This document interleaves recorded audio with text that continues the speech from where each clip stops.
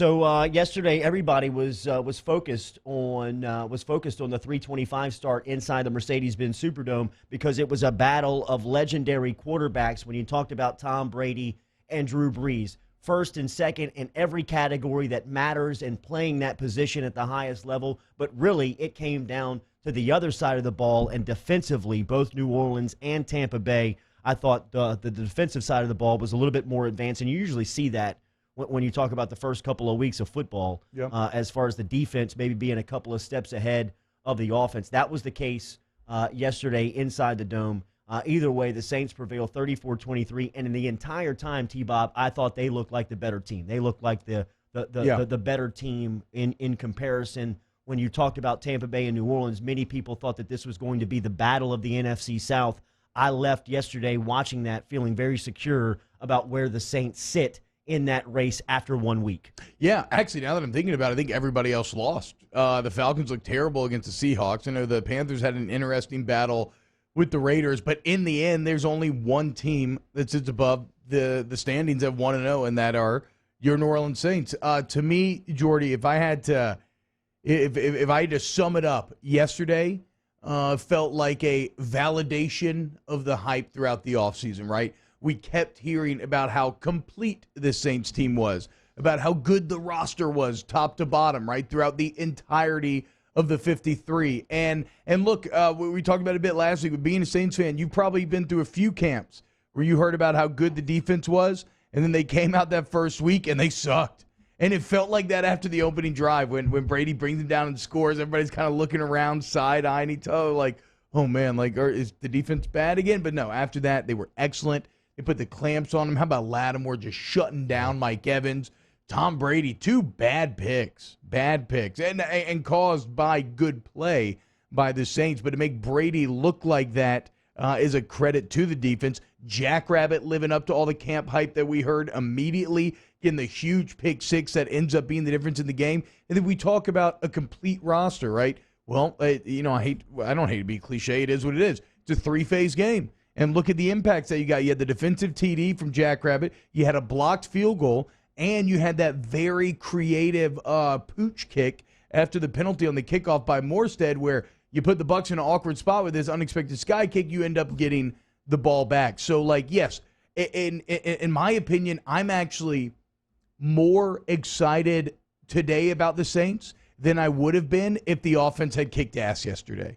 Because you saw a very pedestrian offense yesterday, and yet the Saints were still good enough to beat a Tom Brady team 34-23. So, like, that's a great sign for the future. Because if there is one thing, Jordy, obviously the Saints offense is going to get it figured out, right? I mean, like, they just will. They'll end up being a top 5, maybe a top 10 offense in the entire league when it's all said and done. So with what I saw defensively and special teams-wise yesterday, that certainly looked like a potential Super Bowl team. And can I just say this much more, and the scouting department at the New Orleans Saints deserves more credit, because you look on this defensive line and you see a guy like Malcolm Roach making plays, a Baton Rouge native who you pick up as an undrafted free agent out of Texas, coming in and making plays within the first couple of series of his first NFL game. It goes back to last season when you get guys like Shy Tuttle out of Tennessee. Who's the dude that blocked the kick yesterday? He was Marcus Hunt. He was literally signed, I think, last week, right? Like, he was one of the late roster additions that he comes in and gets a blocked field goal. And they put him on the practice squad to stash him away so nobody would sign him and clear waivers. Once they got through the waiver process,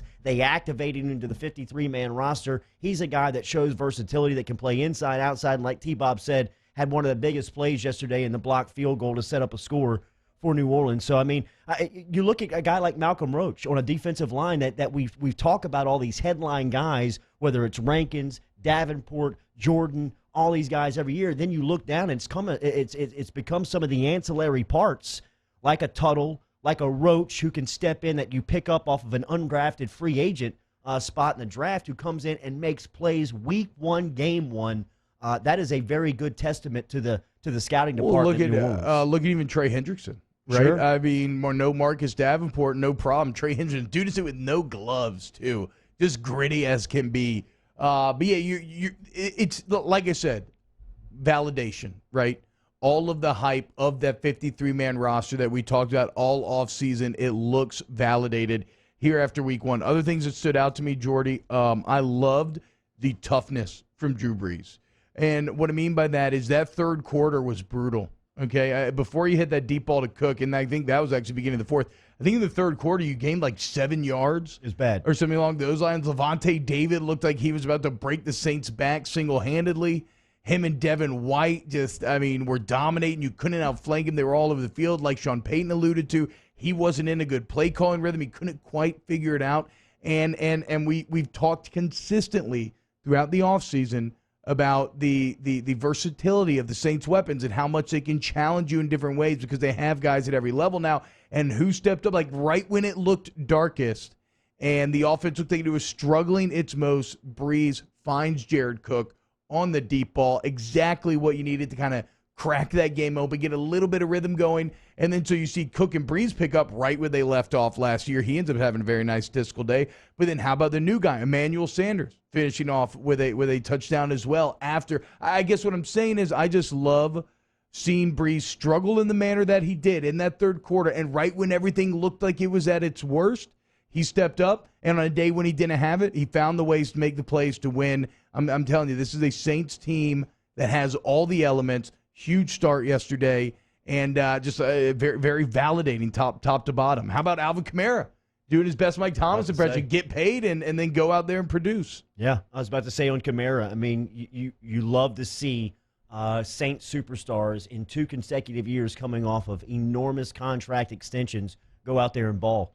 I mean, Kamara yesterday, that screen pass, that first score, I mean, did not look at all like it had a chance when the ball left his hand. It didn't. And then the touchdown that got called back on the 4th down, I mean, the fact that David squared him up, you could see that Levante David thought that he had the angle and that he was going to close on Kamara. And Kamara was almost toying with him, and then he dropped it into a gear, turned the corner. I mean, that is he hit him with that slow play. World-class speed, man. Bam. On a football field. Now, he stepped out of bounds at the 1-yard line, and it negated the score. But, I mean, he was showing off yesterday. A lot of that offseason stuff. Another thing that we learned yesterday, Demario Davis was inked to a 3-year extension for $27 million. So that was more money that they handed out to high-caliber leaders in the locker room, Davis, and he had a pretty good day yesterday as well. In fact, here is Sean Payton confirming that news yesterday in the postgame, speaking after the win.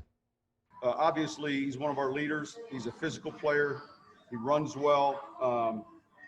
Man, he's found his niche here too, and I'm proud of the role he's taken, not only as a linebacker but as a leader on this team. And it's one of the things that I feel like as a head coach, you can never take for granted. But the leadership in the locker room is fantastic.